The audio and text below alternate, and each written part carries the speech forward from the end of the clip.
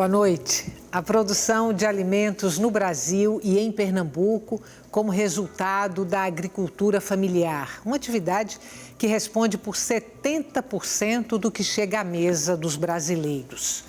Como e com que qualidade esses alimentos são oferecidos à população? Até que ponto esses agricultores estão protegidos num cenário de crise econômica e instabilidade política? Eles são peça estratégica para o abastecimento do mercado interno? Perguntas para os entrevistados de hoje do nosso programa. Participam a professora da Universidade Federal Rural de Pernambuco e especialista em cooperativismo e agricultura familiar, Maria Luísa Lins e Silva Pires, o coordenador pedagógico do Centro de Desenvolvimento Agroecológico Sabiá, Carlos Magno, e também o organizador do Armazém do Campo e coordenador estadual do MST, Paulo Mensan. Boa noite. Boa noite. Muito obrigada pela presença de vocês hoje aqui no Opinião Pernambuco. Antes de eu começar, deixa eu só fazer para você, Paulo, uma pergunta. É Mensan ou Mansan? Mansan. Então, desculpa pelo erro, eu errei aí seu sobrenome. Problemas. Desculpa. Mansan. Isso aí. Bom, vamos começar pelo conceito de agricultura familiar. O que que representa esse conceito? Quem são os agricultores familiares do Brasil? Pensar em agricultura familiar, na verdade, é pensar na íntima relação entre terra, trabalho e família, necessariamente, não é? E a partir daí tem uma série de combinações possíveis, mas aí está a essência da agricultura familiar. Na agricultura familiar, que vem dando provas do seu dinamismo, da sua capacidade de inovação, da sua capacidade de resistência, principalmente. Tem uma professora famosa na nossa área, especialista em agricultura familiar, a professora Nazaré Vanderlei, que ela diz que no Brasil a agricultura familiar foi historicamente bloqueada, invisível aos olhos das políticas públicas, aos olhos, né, do governo. E não é sem razão, portanto, que no Brasil também, quando se pensa agricultura familiar, se pensa em pobreza, se pensa em precariedade. Ao contrário, então, dos países de capitalismo avançado, onde os agricultores familiares são considerados atores importantes políticos no desenvolvimento do país, não é? Então, mas apesar desse bloqueio, né, de dessa história de bloqueios no Brasil, a agricultura familiar vem dando provas da sua resistência, do seu dinamismo, da sua capacidade de inovar, não é? Deixa eu trazer aqui, então, uma questão. Se a gente parte do princípio que a agricultura familiar, historicamente, foi invisibilizada, digamos assim, esse entendimento começa a mudar a partir de que momento? Porque estamos aqui agora, nós quatro, falando sobre agricultura familiar. E a agricultura familiar apresentando números muito positivos para a vida brasileira e para a economia brasileira. Quando essa condição de agricultura invisível começa a mudar? Boa noite, Estela. A agricultura familiar, esse nome agricultura familiar também ele é mais recente, né? A agricultura familiar é a agricultura campesina, o campesinato, que na verdade constrói as bases do que a gente tem hoje da agricultura familiar. Esse conceito também de campesinato, assim, quem produz alimento é uma coisa super antiga. Isso tem desde a Revolução Neolítica, 14 mil anos atrás, quando a humanidade passa, na verdade, a domesticar os animais, a domesticar os próprios vegetais e passa, na verdade, a não mais deixar uma vida de nomadismo para poder se fixar em comunidades e viver em comunidades com grupos familiares, com grupos, né, que se organizavam ali. Então, e passa aí, imagina, 14 mil anos atrás, e você passa até a evolução dessa agricultura que a gente chama hoje de agricultura familiar. E aí você tem, nos últimos anos, desde a Revolução Industrial, né, você tem um processo de mudança e você começa a ter, na verdade, grandes empresas agrícolas, que aí você, claro, toda a atenção, os holofotes do capital são voltados para essas empresas. E aí, quando o Milo fala essa invisibilidade também da agricultura familiar, mais recentemente, que quando... Claro, esse é um discurso, inclusive, imagético discursivo. Ou seja, quando a gente pensa em agricultura familiar, pensa em pobreza, pensa em miséria, pensa no pobrezinho, mas não pensa na riqueza e na produção. Por exemplo, 70% da alimentação que a gente come vem da agricultura familiar. No Brasil, no mundo, esse número pode chegar até 80%. Ou seja, o campesinato, né, os agricultores com pequenas propriedades, nas suas famílias, com a mão de obra familiar, produzindo na sua terra pequena, produz 80% da alimentação. O que a gente vê na propaganda que aparece do agronegócio é o que a gente exporta, é a commodity, é a soja que vai alimentar os porcos lá da China, da União Europeia. Ou seja, então a agricultura familiar tem uma importância não só porque produz, mas inclusive do ponto de vista econômico. No Brasil, por exemplo, o agronegócio produz tem uma eficiência em produção muito grande, porque usa tecnologia de ponta, usa um monte de coisa, destrói a natureza para fazer isso. Agora não emprega ninguém. No Brasil, a cada 10 trabalhos no campo, 7 são da agricultura familiar. Ou seja, quem dá emprego no campo é a agricultura familiar. Quem produz comida é a agricultura familiar. Tá aí a importância, né, nesse cenário que a gente vive hoje, por exemplo, de volta da fome no Brasil, de valorizar esse tipo de agricultura, esse sujeito político, né, nesse cenário. Nesses grupos que estão dentro do que a gente está chamando aqui de agricultura familiar, além dos assentados e dos acampados do programa de reforma agrária, quem mais está lá dentro? Acho que pescadores? É um conceito amplo. Se nós olharmos assim em agricultura familiar, então nós... No último censo, é em torno de 5 milhões e algumas 5 milhões e poucas unidades produtivas. Destas, mais de 4 milhões e 700 mil são de agricultores familiares. Tanto agricultores familiares ou familiares camponeses, porque nós, em especial os movimentos sociais, nós estamos resgatando esse conceito de campesinato que durante a ditadura militar foi suprimido, porque o campesinato... Foi demonizado, exatamente, né? Resgatando, então, somos herdeiros aí das ligas camponesas, de Canudos, então tem essa pegada de retrazer e rememorar as ligas, esses lutadores que construíram esse conceito. Porque se nós pegarmos na construção social e fundiária agrícola brasileira, bom, basicamente começou desde 1500, falou, a coroa portuguesa, isso é meu, depois...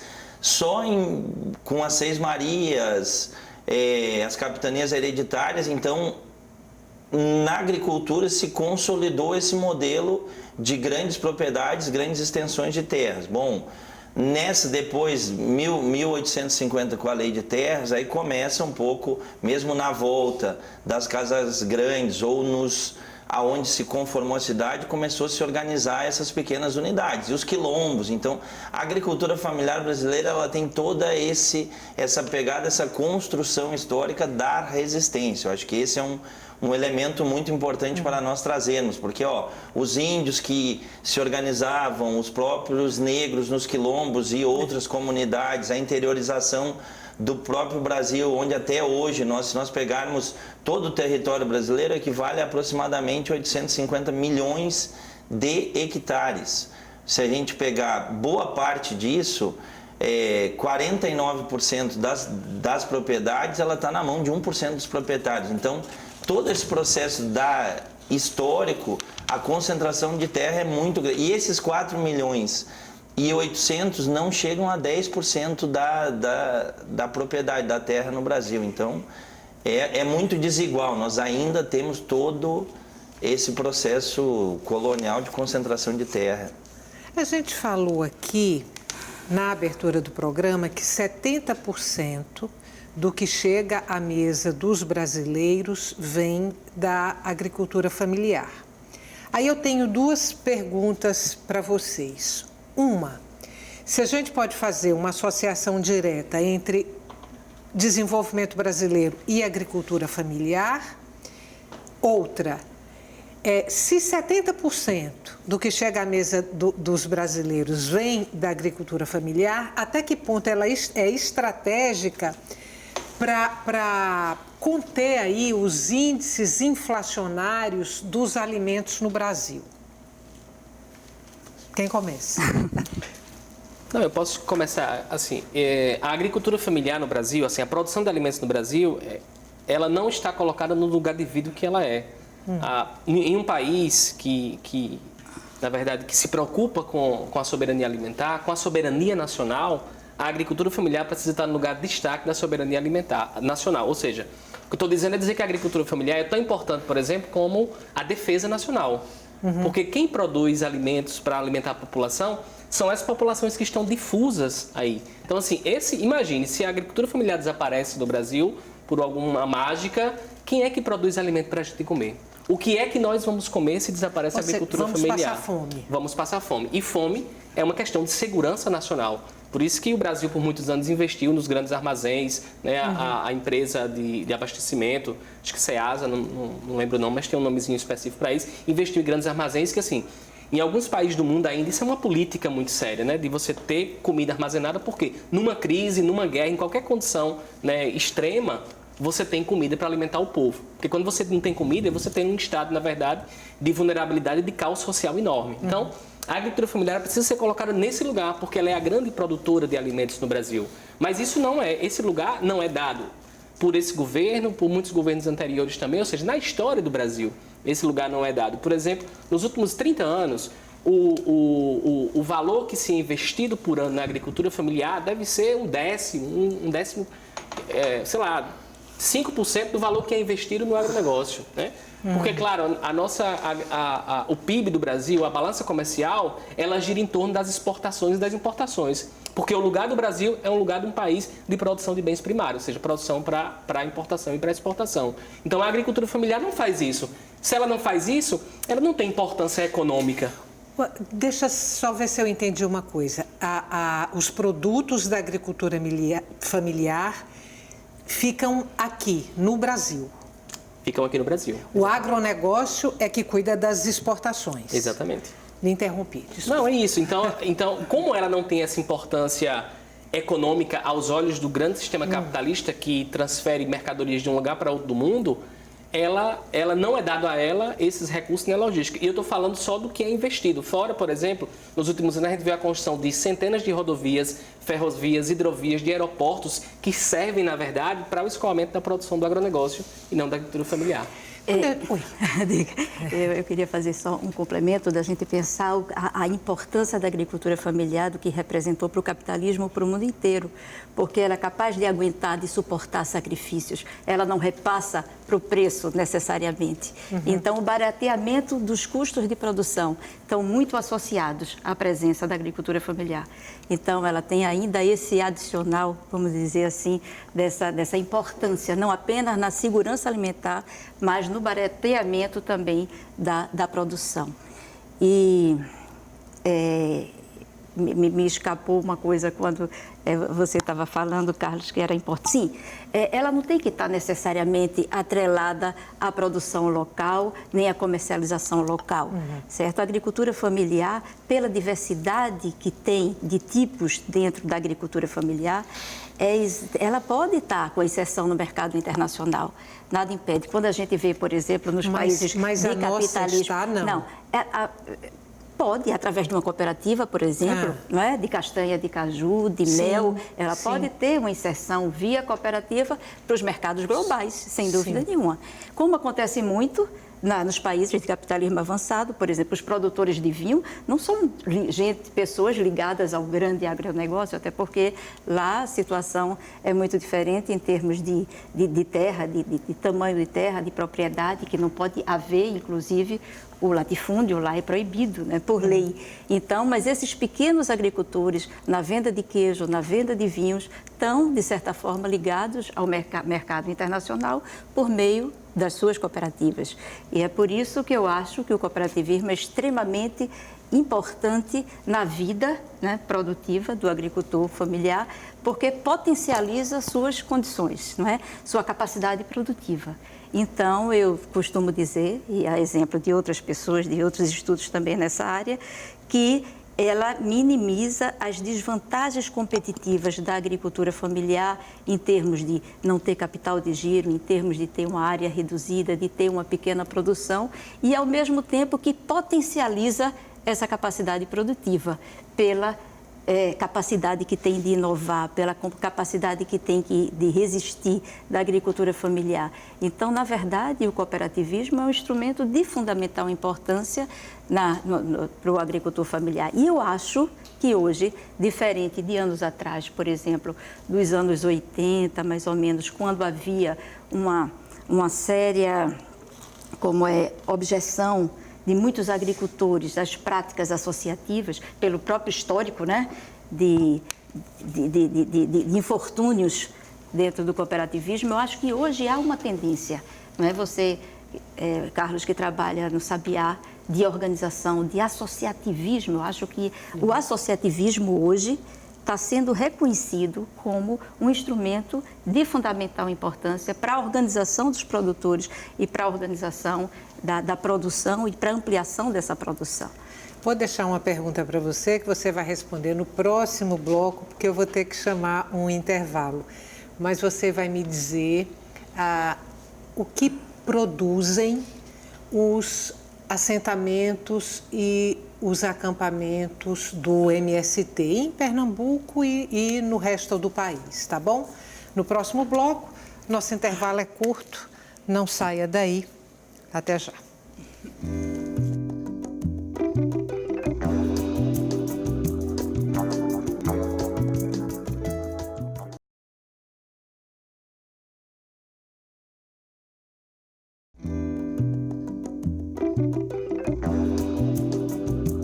Estamos de volta com Opinião Pernambuco. O tema de hoje do nosso programa é agricultura familiar. Participam a professora da Universidade Federal Rural de Pernambuco, especialista em cooperativismo e agricultura familiar, Maria Luísa Lins e Silva Pires, o coordenador pedagógico do Centro Sabiá, Carlos Magno, e também o organizador do Armazém do Campo e coordenador estadual do MST, Paulo Mansan.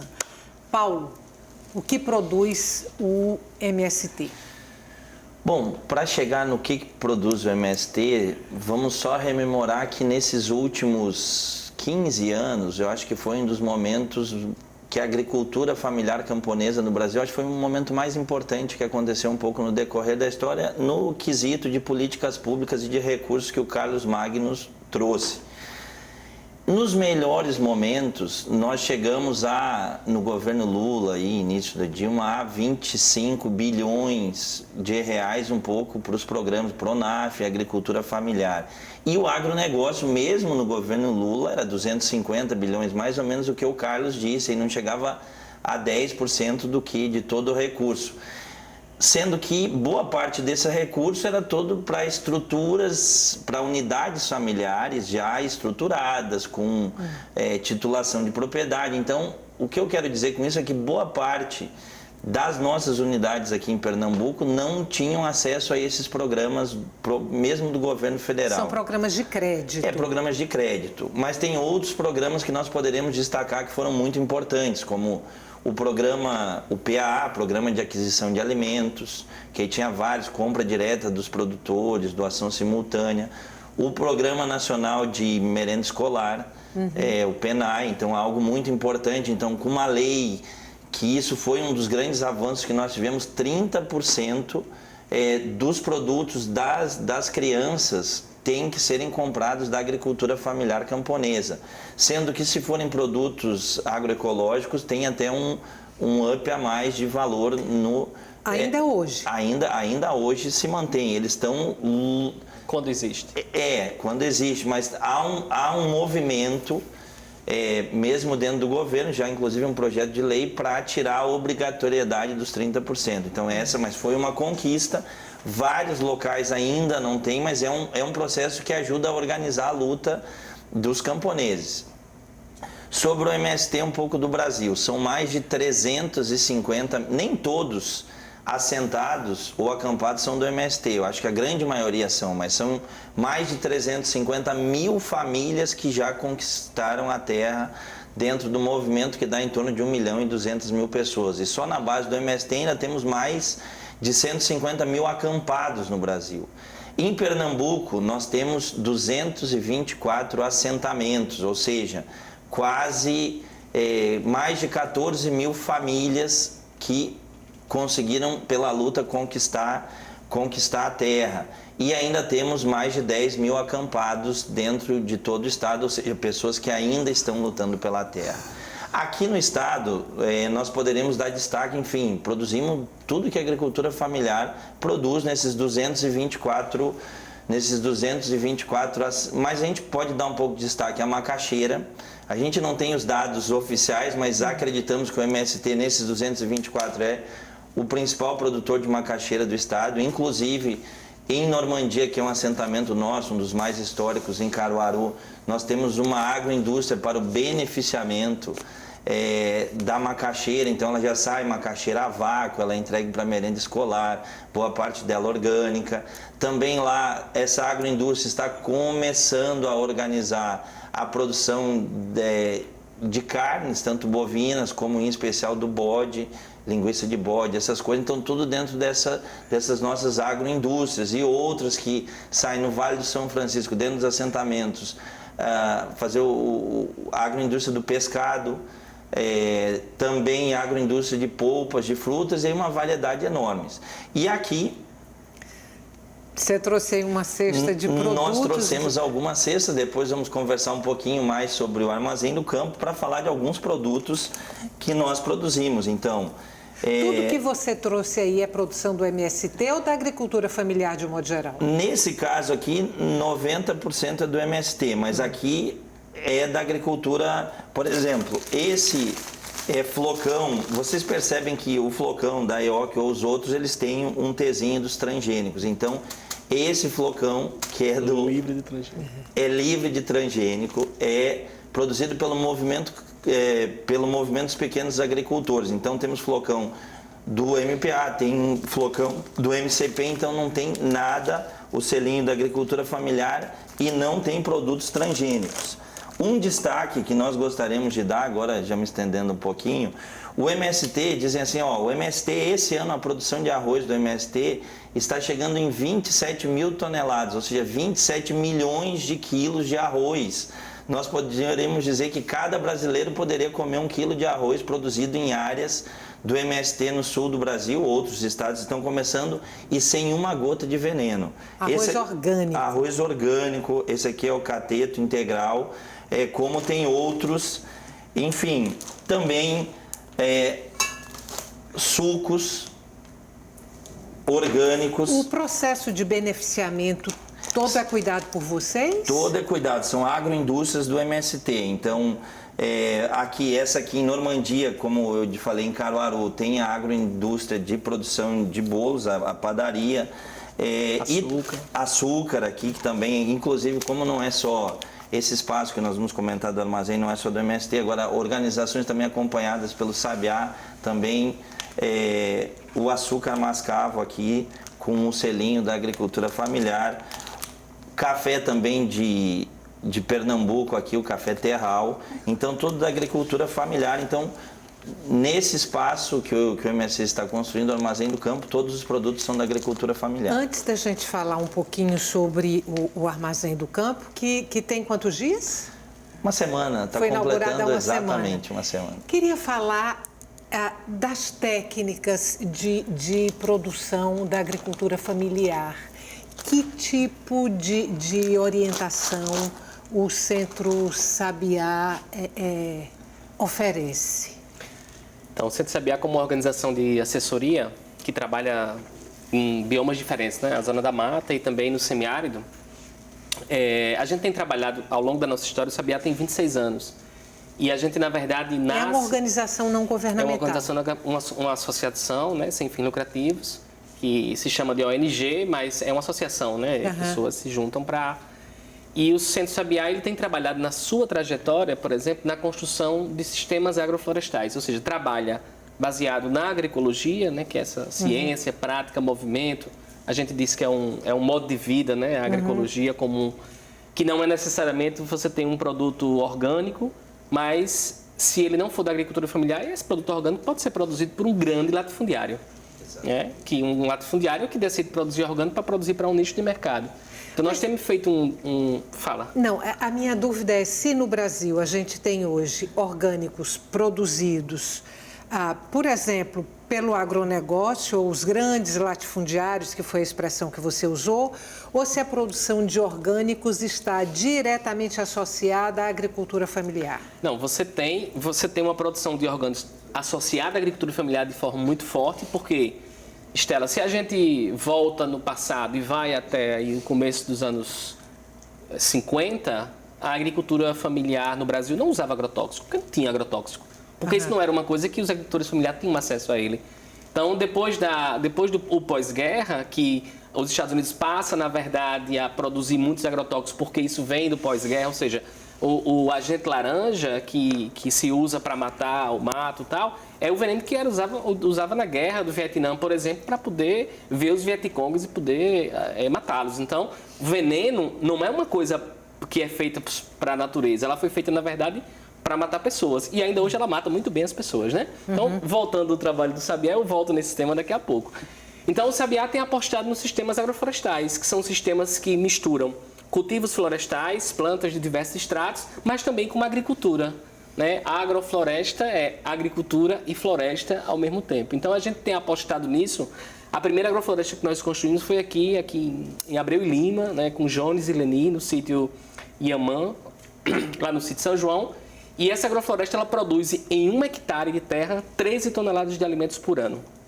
Então ela tem um potencial de produção. E claro, imagine, em 93, quando nasce essa perspectiva, é muito de fato para combater a fome. Em 93, o Brasil estava no mapa da fome, teve até 2014, mas a situação em 93 era muito mais difícil. Então a gente entrou nessa perspectiva dos sistemas agroflorestais para produzir alimento, para acabar com a fome das pessoas. Porque de fato existia na zona rural, né, um índice de população em vulnerabilidade social e insegurança alimentar muito grande.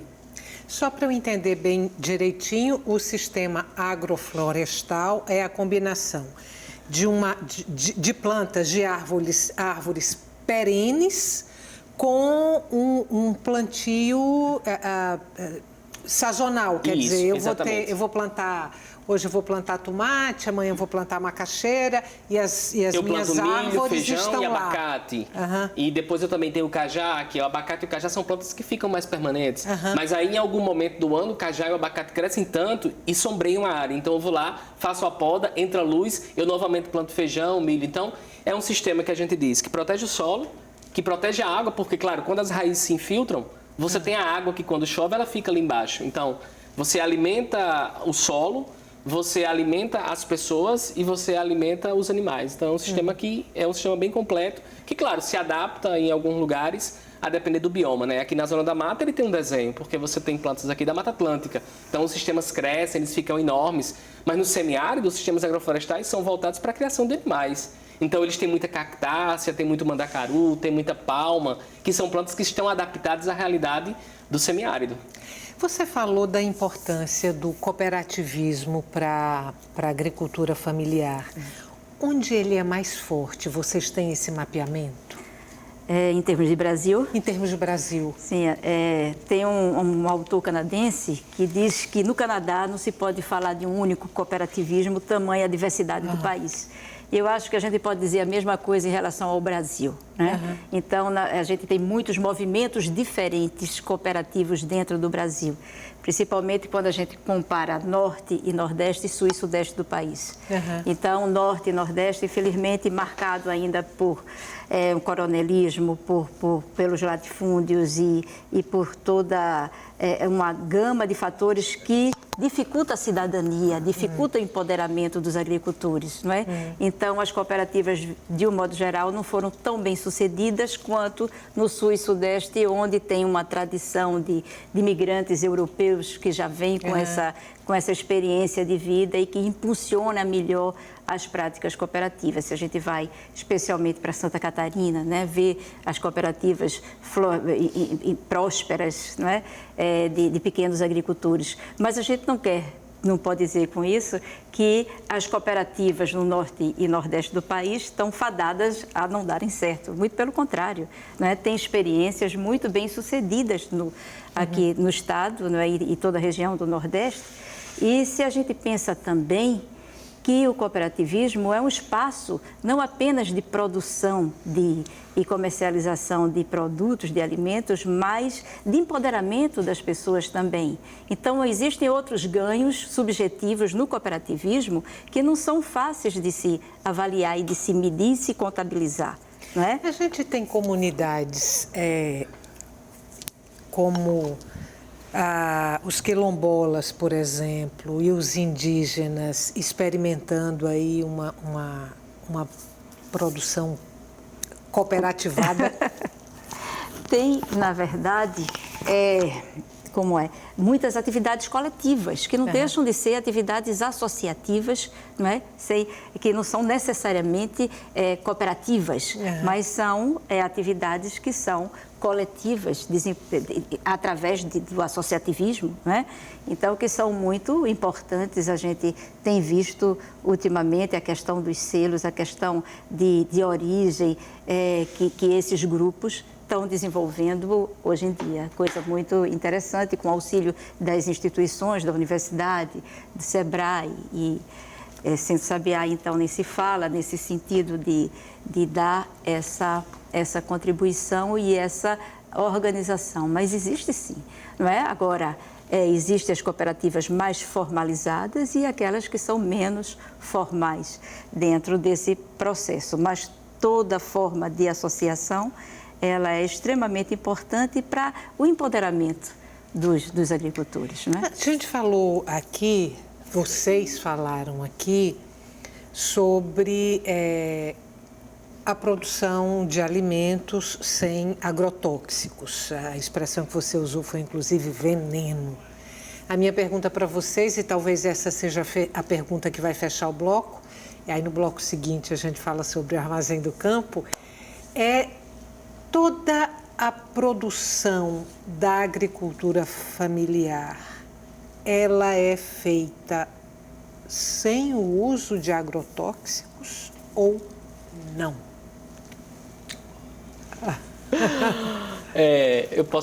Eu tinha levantado, né, para a gente, esse debate, para além do Sabiá, esse debate sobre agrotóxicos, ele é um debate muito importante e ele é fundamental que seja feito em qualquer espaço público.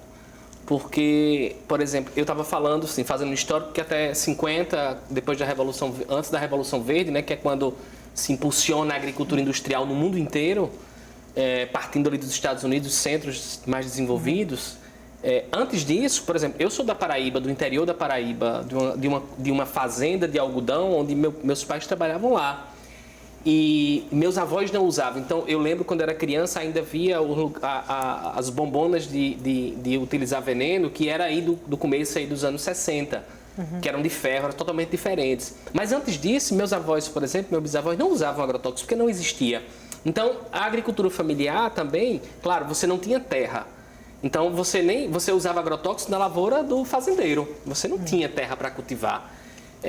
Por exemplo, tem alguns sociólogos que falam, inclusive, da história da brecha camponesa, né? Que assim, os agricultores produziam cana, produziam nas fazendas, mas produziam algodão, como meu avô produziu, meu pai, mas em algum momento, que chama brecha, eles produziam no seu quintal.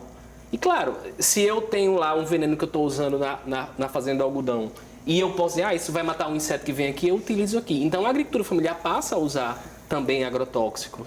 Só que os agrotóxicos hoje, o grande uso deles não é pela agricultura familiar, apesar de produzir 70% da alimentação, é pelo agronegócio. O Brasil... Mas existe uma produção familiar, de agricultura familiar, que de toda forma usa. Usa, claro. Mas não é que usa toda a técnica. Usa inclusive uma quantidade bem menor, certo. Usa inclusive, né, em alguma outra cultura.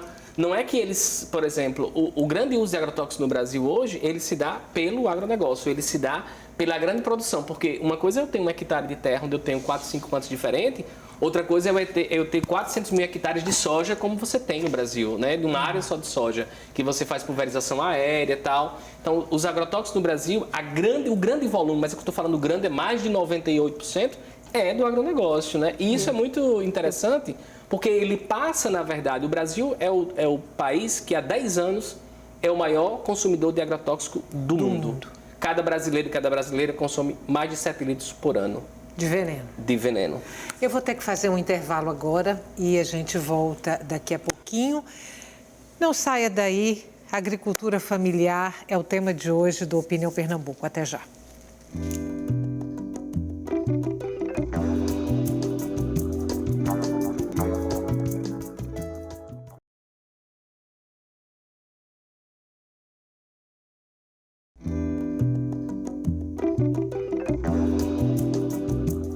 Uma atividade que constitui a base econômica de aproximadamente 90% dos municípios brasileiros com até 20 mil habitantes, a agricultura familiar. É sobre ela que nós falamos hoje no Opinião Pernambuco, que está entrando agora no seu terceiro e último bloco. Participam a professora da Universidade Federal Rural de Pernambuco, especialista em cooperativismo e agricultura familiar, Maria Luísa Lins e Silva Pires, o coordenador pedagógico do Centro de Desenvolvimento Agroecológico Sabiá, Carlos Magno, e também o organizador do Armazém do Campo e coordenador estadual do MST, Paulo Mansan. Vamos falar agora do Armazém do Campo? Você falou que tem uma semana, 10 dias? Uma semana, já inaugurou na quinta passada, dia 30. E funciona? Funciona todos os dias, abre de domingo a domingo às 9 da manhã e fecha às 20 horas, sendo que quinta, sexta e sábado, aí com as noites culturais, se estende até a meia-noite. Então e no domingo até às 16 horas. Tudo o que vocês vendem lá são produtos da agricultura familiar? 100% dos produtos são da agricultura familiar camponesa, que estão lá. Que vem de diversas partes do Brasil. Do Brasil, com algumas prioridades. A prioridade zero são agriculturas dos assentamentos com produção agroecológica orgânica. Depois os assentamentos porque nem todos os assentamentos produzem, como tu disseste, são com a produção orgânica, porque pega na zona da mata, onde teve plantação de cana por 500 anos, para nós desintoxicarmos a terra, vai demorar décadas. Uhum. Sem falar que os camponeses que são assentados do MST, eles são frutos do meio. Então, um camponês que aprendeu a vida toda na usina a usar agrotóxico, veneno, então para nós conseguirmos também reverter a mentalidade, são anos de trabalho, mas a prioridade zero do MST e também é a produção de alimento sem veneno, levar para a mesa dos brasileiros, num momento indo na contramão, então falando do armazém, indo um pouco na contramão desse governo. E vou dar 2 exemplos. No momento que o governo está oferecendo arma para matar sem terra nós estamos trazendo comida saudável para a mesa dos brasileiros e aqui em Pernambuco. Funciona exatamente onde? É ali no centro do Recife, na Rua Imperador Dom Pedro II, 387, na Avenida Martins de Barros. Ele tem acesso pelos dois lados. Porque então, é um bem no bairro Santo Antônio. É um casarão que vai de ponta a ponta, exatamente. No coração do Recife. No coração do Recife. Pertinho do Rio. Exatamente. Eu ainda quero falar com você sobre o Armazém do Campo, mas você disse que queria ainda voltar a falar sobre a importância estratégica da agricultura familiar, não só como produtora de alimentos. Exatamente. Porque a agricultura familiar, é responsável pela conservação da paisagem, não é? Então, por exemplo, quando a gente passa no campo do agronegócio, é um campo vazio, um campo oco, um campo sem pessoas, não é? Ao contrário, exatamente, da agricultura familiar, onde existe gente, onde existem as casas, onde existem as fruteiras, onde existem os animais e onde existem também os laços de solidariedade. Então, a agricultura familiar a importância da agricultura familiar vai além dessa produção agrícola, porque ela mantém a paisagem rural. né? Ela mantém as tradições de gastronomia, de folclore, de artesanato e que faz parte de tudo isso da sociedade brasileira. Então, essa é o legado da agricultura familiar também e também que são protagonistas, né, da questão política, porque a agricultura familiar está presente no MST, está presente nas mulheres do campo, então vê a força de que representa para o próprio desenvolvimento do país. E só colocando, eu costumo dizer em sala de aula, né, que o mundo rural não é um mundo à parte, é o mundo da sociedade brasileira. Então, todas as implicações que tem no campo são implicações da sociedade brasileira. Vou voltar para o armazém. É uma experiência bastante vigorosa, né? É um espaço grande ali no centro do Recife, que vocês estão vendendo produtos muito variados e boa parte desses produtos orgânicos. Mas não é o primeiro armazém do campo criado pelo MST. Não, o primeiro foi uma loja, que a gente chama Loja da Reforma Agrária no Mercado Público de Porto Alegre. Faz mais de 25 anos que é uma experiência de diálogo com o povo. Depois, há 3 anos, o de São Paulo, posteriormente Belo Horizonte, o Rio de Janeiro há alguns meses, mas é o primeiro armazém do campo do Nordeste aqui, na capital de Pernambuco e na capital das feiras agroecológicas, que o Carlos Magno também comentou antes. Então, o Recife tem um pouco essa fama de ter muitas feiras agroecológicas. O armazém do campo vem se somar. Também nós já tínhamos aqui a experiência da agroecologia, que o Sabiá coordena, que também vende produtos. E o armazém chega para se somar com todo esse movimento. Antes de você falar desse espaço do Sabiá, é uma proposta ousada, porque além de ser um espaço para venda dessa produção, vocês propõem também um espaço cultural.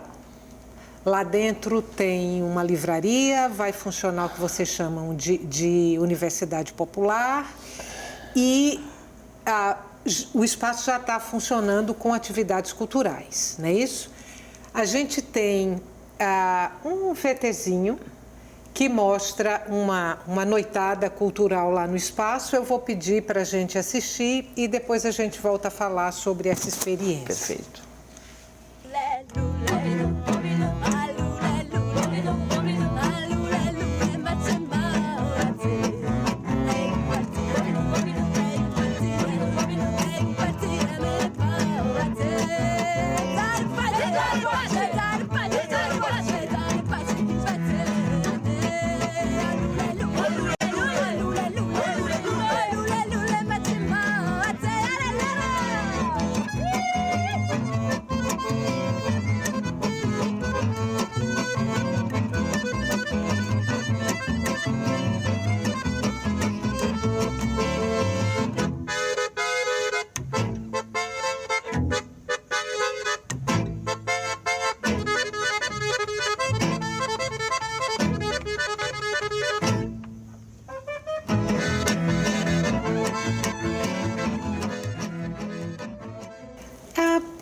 Vocês têm a expectativa de, com espaços como esse aí que a gente acabou de mostrar e com esse tipo de atividade, de estreitar o diálogo do movimento com o conjunto da sociedade?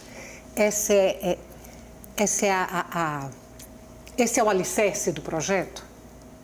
Perfeitamente, esse é o centro de todo o projeto. No momento que o MST é muito atacado e falam muitas coisas inverídicas e nós não temos espaços, às vezes, para mostrarmos quem somos, o Armazém do Campo vem para esse grande diálogo com a sociedade. E lá está passando gente que votou em todo mundo no segundo turno da campanha e o pessoal se surpreendendo, falando, não sabia que o MST produz isso. Então, está sendo uma experiência muito interessante, era a nossa grande expectativa, conseguir dialogar com a sociedade e mostrar para fora.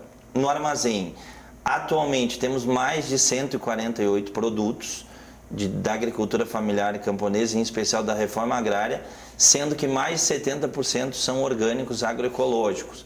Também temos uma livraria no Espaço Central, onde estamos construindo lançamentos de livros, rodas de conversa com mais de 600 títulos, e uma parte no lado da Avenida Martins de Barros, que é o espaço cultural Café Bar, então que rola muitas coisas. Que foi isso que a gente acabou de ver. Foi esse que nós acabamos de ver.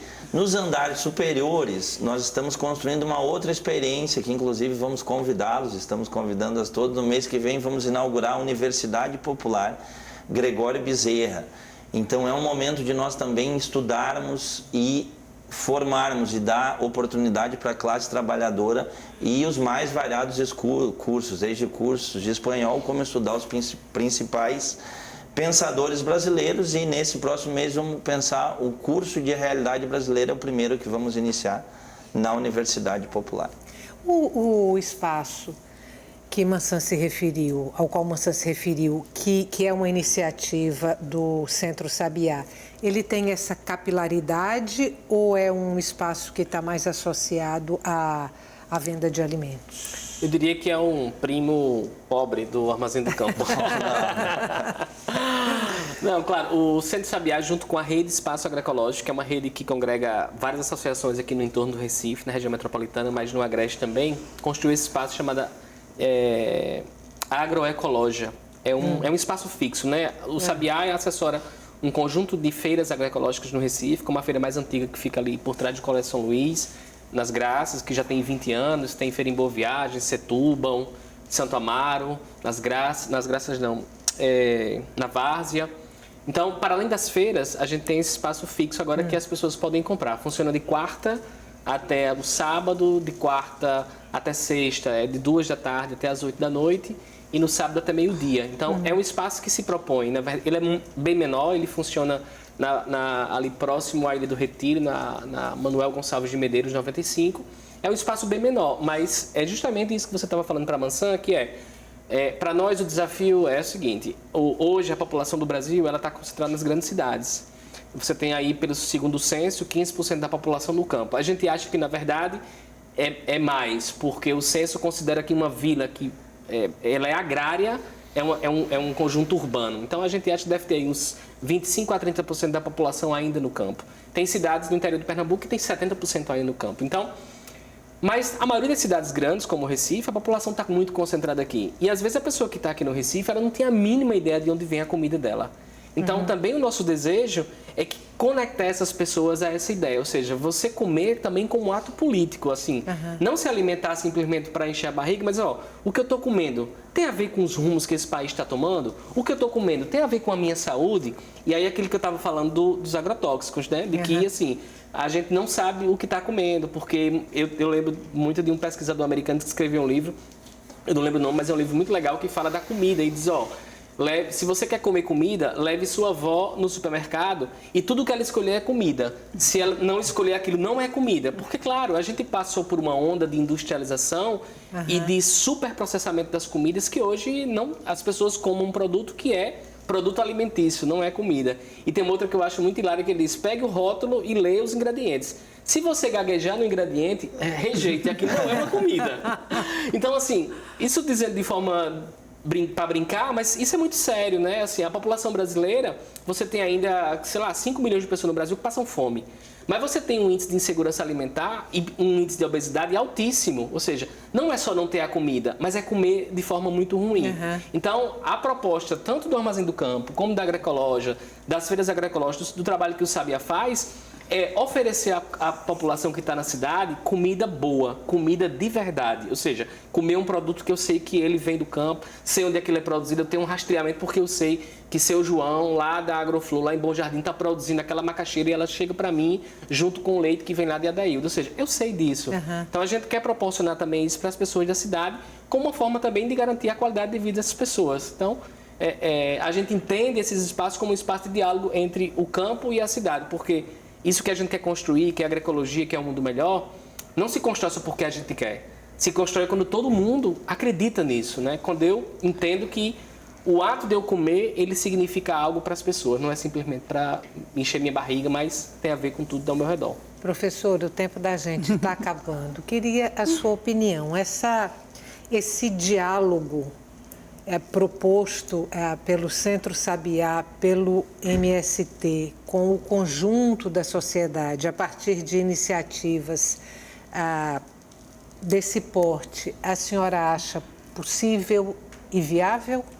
Bom, eu acho que já está sendo possível, né? Já é um trabalho concreto e aí eu quero também colocar o papel da Universidade Federal Rural de Pernambuco dentro desse contexto, né? Dentro dos assentamentos também, dentro dessa perspectiva, e dizer que a questão hoje da transição agroecológica muito frequente, né, na agricultura familiar já aponta, sinaliza exatamente essa capacidade inovadora da agricultura familiar. Ela não está indo contra as tendências do mundo, muito pelo contrário, né? Ela está indo exatamente a favor da tendência mundial, que é exatamente contra o consumo do veneno, do agrotóxico, etc. Então, essa capacidade também de se organizar, de conquistar selos, né, de conquistar certificações participativas, já constitui uma evidência concreta. O crescimento também das feiras agroecológicas no Brasil inteiro também já demonstram que esse trabalho está funcionando muito bem, sem dúvida.